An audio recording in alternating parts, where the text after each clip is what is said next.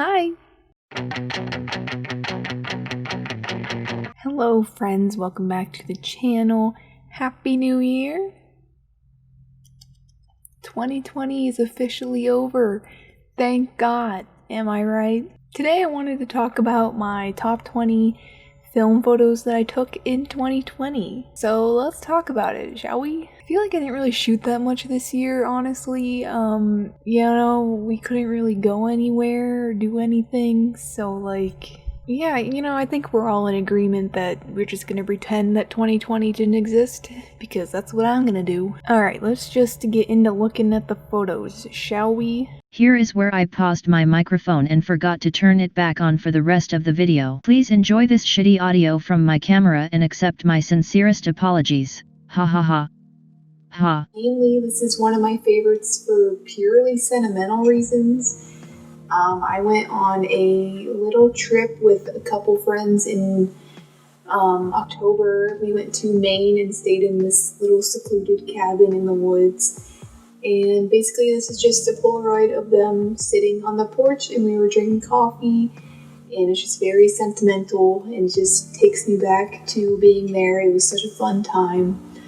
I took this on Spectra film, RIP. I thought this was such a sentimental moment. I could waste a piece of Spectra film and take this picture. So yeah. This next one I think was also on Spectra film. Yeah, it looks like it. And this was taken at Kettle Creek State Park in Pennsylvania. I went camping for a few days with one of my friends during the summer.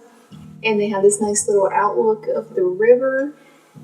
This is a bit overexposed, obviously, but I still really like it. I think the faded colors look vintage and nice, and I love the purple that comes in Spectra film. It just tends to have a nice purpley green sort of tone to it. So I think that really shines through here.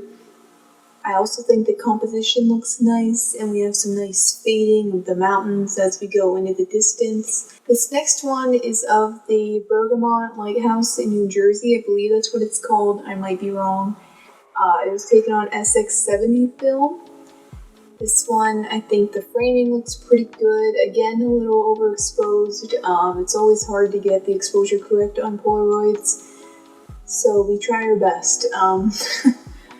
But yeah, anyway, I think the framing looks nice. I like how we got some sky information here, because that can be pretty difficult, I think. But we got some clouds in there, and I think that really adds some interest in the whole picture. So yeah. This next one I added because I just think it's kind of funny. Way early in this year, I did a project where I took a photo every time that I cried. And this one you can't really tell that I'm crying in the picture. I used a disposable camera. I believe it was Fuji, but I might be wrong. You can go watch that video if you want. Which side is it going to be? This one? But yeah, I mainly just think this is kind of funny. And maybe I'm a little narcissistic, I don't know. This photo I believe was taken on Cinestill's bwxx film. And I like this one because it's quite spooky. You have the church on the left side and a very harsh lighting on the trees here. And I just think it looks really nice, very gothic. I never shoot black and white, but every once in a while I decide to shoot it, and I think this looks great in black and white. If it was in color, I wouldn't like it as much. So yeah.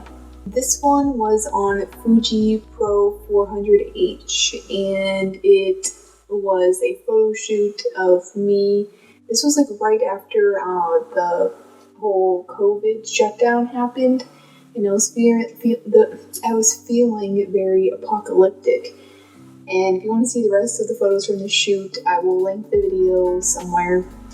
And yeah, I really like this one because I just think the whole finger gun thing and the word goodnight on there just looks pretty cool, and it just looks pretty cinematic in a way. And I feel like the word cinematic is so overused when describing photos, but I think it does a little bit, and yeah, I really like this one. This photo was at Kettle Creek State Park as well, I believe, and it was shot on lomochrome purple, obviously. It might be pretty obvious, and I think the colors really shine through with this one. All the trees and the grass looks purple, and then you have the lake and like the mountains in the background as they fade, turning green/blue. And I just think it looks otherworldly and nice. I just really like this one. It's great. 10 out of 10. Well, maybe 8 out of 10 because the sky's blown out, but you know. This photo is one of my favorites for sentimental reasons. Once again, you can probably tell on the right there is my dog Jasmine, and she loves chasing deer. Like, I live in sort of a wooded area, so there's always deer in our backyard, and she's always just out there trying to bark at them, and sometimes they don't even run away because they just know that she's not going to do anything because she's not a very aggressive dog at all. She's a big baby, and she just wants to play with them, I think. This photo was taken on a camping trip, so we were driving out of the camp, and we saw the deer, and then this is basically Jasmine barking at them. So, yeah, I really like this picture for that reason. I just think it really shows who Jasmine is as a dog. This one was, I believe, was this Kettle Creek State Park again? It was either that or the PA Grand Canyon, I'm not sure which. But it was shot on Psychedelic Blues number 6, and I just think it shows such a nice rainbow of colors on it, and yeah, it looks quite dreamy and pretty, and I like how the sky shows through on this left side here, and I just think it looks pretty nice. This next one was definitely taken at the PA Grand Canyon, so I'm pretty sure this one was Kettle Creek State Park. I really should write it down because I wonder these things all the time. I can never remember where things are taken. Anyway, this one was also shot on Psychedelic Blues number 6, and I think the colors just look awesome. You got this random circle here with the pink and the yellow, which kind of adds some interest to the picture overall, and as we go back in this little atmospheric distance, as they say, it gets pretty blue and purple-ish, and it just looks very nice. And I love how it's warm at the foreground because I think it gives a nice contrast against the rest of the photo. Yes, very nice. This picture was taken at Acadia National Park in Maine, and it was, I believe, on cinestill 50D film, and I just like the balance of the framing that I did on the Keep Off the Dunes sign, like how there's a third of the grass at the bottom, and then there's like a little bit of trees, and then there's some mountain on the left, and then it's all blue sky from there on. I just think it's pleasing to the eye, and I love the cinestill 50D film. I will be writing a review. I will be making a review of that film at some point, and I do love it. I will tell you that. This photo was taken at the same place on the same film, and obviously you can tell it's cinestill with this halation of the water, and I just think it looks so dreamy and like nostalgic in a way. You get this little solar flare sort of hexagonal thing in the middle here. I just think it looks so nostalgic. It's beautiful. I love this picture. This photo was taken in Salem, Massachusetts, and it was also on cinestill 50D. I really like the reflections in the windows of this place. Like, I just like how it reflected everything. I think it looks really cool. And I also just really like the big oyster bar sea level sign. That was like my main level of interest here. And I wish the sky wouldn't have been blown out, but we do what we can at these types of situations. But yeah, I really like this one. This one was also taken in Salem, Massachusetts. This was a film shoot that I did that I believe was dish soap and sea salt. So obviously it's a cemetery, and I just think it reflects the subject matter really well, and I like the purple and blue that we got from the film soup. I also have a video on this that I will link below if you're interested in watching and seeing the rest of the results from that film soup, because we got some interesting stuff this time. This photo, this was taken on cinestill 50D, as you can probably tell. I think this is just like the greatest. Oh, look at this little chair out here. Oh my god, I didn't even notice that before. What is that? Are they just like floating chairs and there's a little table? That is so fun. I didn't even notice that before. Oh my god. Anyway, I think cinestill 50D is like the perfect summer film.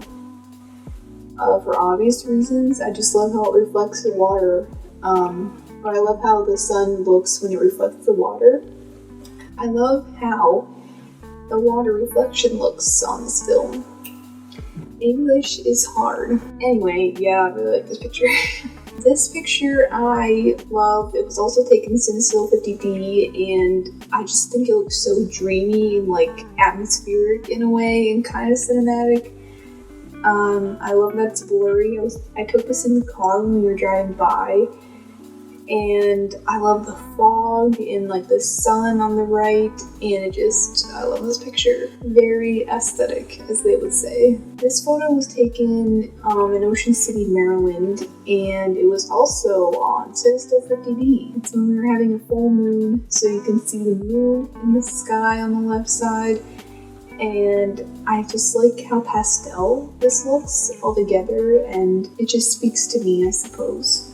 This photo was taken on cinestill 800T, and this, I really like the red reflection on the banister here. I think that just really sets off the entire photo. I know it's only a small detail, but it adds a lot in my opinion. But yeah, and I just really like the glow of the no vacancy sign that the cinestill gives that, and just looks quite nice. Next, also, we have some cinestill 800T here. I love the lonely type of vibe of this photo, and it just looks sort of dark and eerie, I guess, besides this little snowman that's sitting at the top of the stairs as decoration. But other than that, I really like this one. Not much to say about it. Last but not least, I believe this is the last one. Yes, is this liquor sign that was also in Ocean City, and this one I quite like just because I like the sign itself. I love the beer and wine arrow at the bottom. I think it could have been exposed a little bit better, but other than that, I just think the design of the sign is really cool, and yeah. That's it. Those are my favorite photos of 2020, so hopefully we can take some new and better photos this year in 2021. I am looking forward to it, and I'm looking forward to making new videos and all that jazz, so I hope you are looking forward to it as well. I hope you plan on shooting a lot of film this year. That's it for today. Happy New Year's. I hope you guys have a good one, and you're staying safe and happy, and I will see you in the next video. Bye.